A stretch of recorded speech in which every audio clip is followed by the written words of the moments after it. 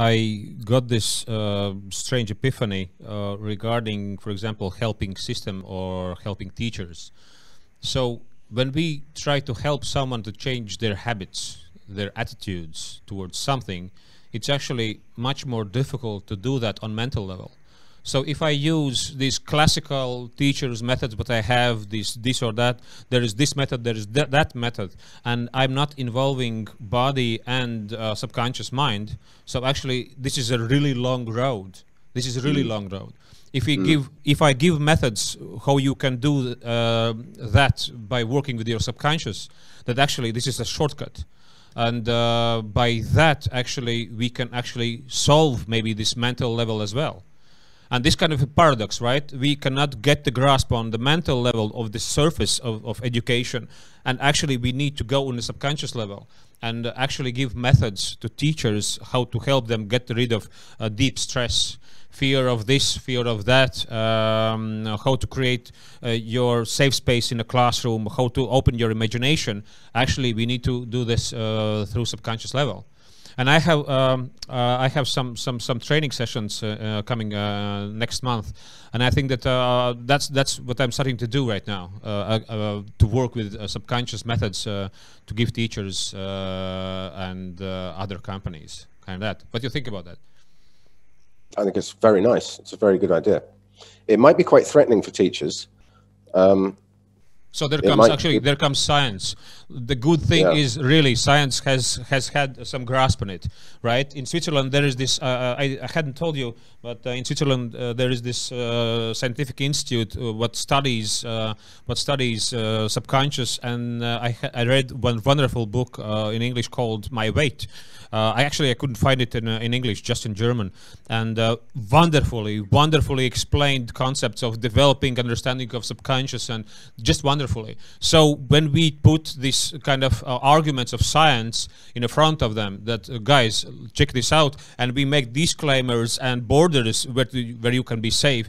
So actually, we have marketing materials how to tell about that stuff, tell about subconscious work on subconscious. From the teachers I know in the UK, their reaction to their reaction would be, that sounds very nice. I'm going to wait until my local education authority forces me to read that. Until then, I'm going to ignore it. And if you argue with them, which I have, then they'll say quite reasonably, look, I'm sure, genuinely, sincerely, I'm sure it is a wonderful thing. There is nothing I can do about it. And if I talk to any of the other members of staff about it, if I talk to anybody in the local education authority about it, I'm just going to end up with a shitstorm on my head. You know, funny thing though is one of the I love change management. This 8-step change management concept. You know, this Kotter. What was his name? And the first was create coalition. So my understanding is just to work with those who feel that, and create positive cases.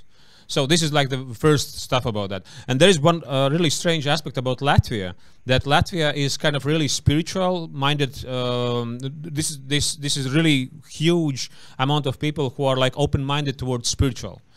Actually, subconscious, it's not something like really totally spiritual, but we are kind of putting that in a spiritual kind of this box, right? So in Latvia, therefore, maybe people are more open to that, actually, really esoteric and spiritual stuff.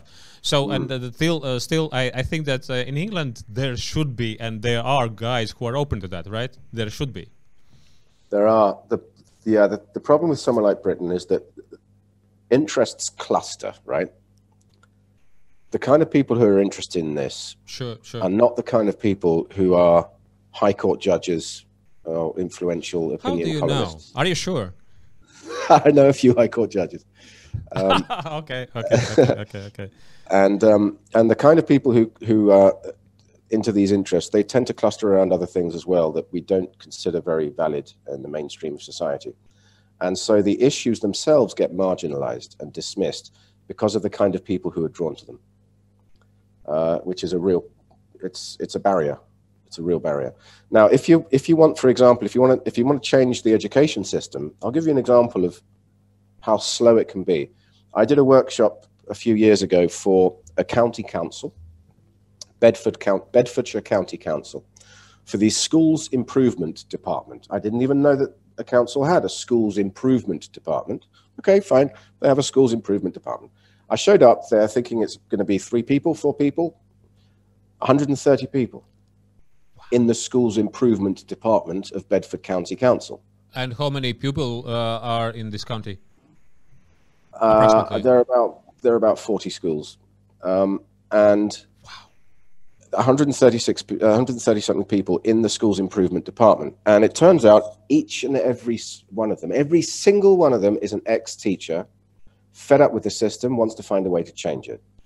And what do? For 130 people in the schools improvement department, they sit around discussing how they could make schools better.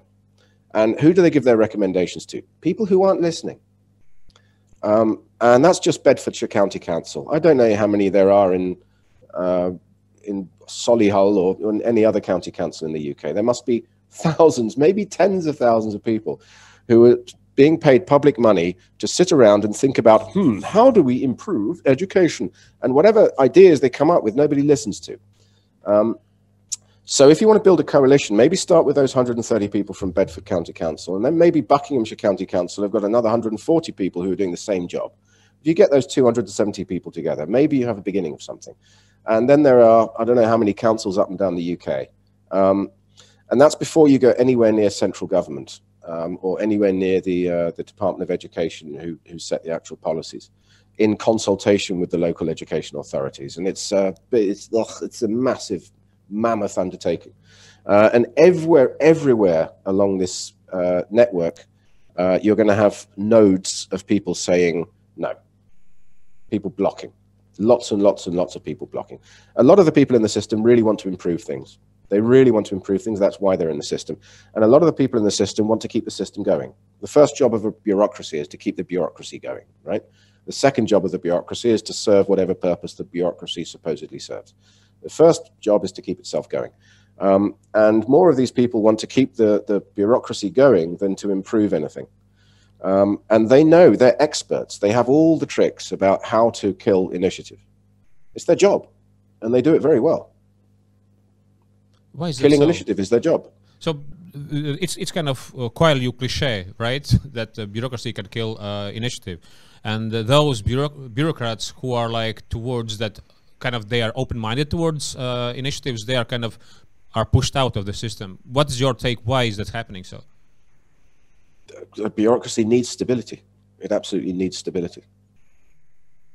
Okay, so I come to this one topic, what was like my, I don't know, my epiphany, so to speak, in my shallow mind. 5-6 years ago, I was asked to help government to introduce new educational model at schools, and in terms of marketing perspective, so how to sell this idea to teachers, to parents, something like that. And I thought, this is marvelous. This is great, because at last you understand that you need knowledge, you need know-how how to tell this story or new methods. Why do you need this? This is change management, one of the first steps of change management, right? And I asked, wonderful, we had a nice chat for something like 2 hours, and at the very end I asked, so could you tell what is budget for this whole operation, how to create the marketing materials, posters, whatsoever, ads, or what else maybe we will need? And the lady told me, none, we have zero. So those guys who were distributing funds don't understand that stuff.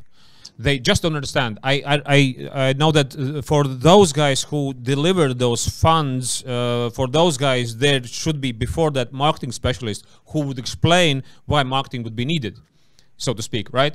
But the thing is, like, there is another story when bureaucrats, nice people, I'm really sure they are nice people, they just don't know, they don't have knowledge about something.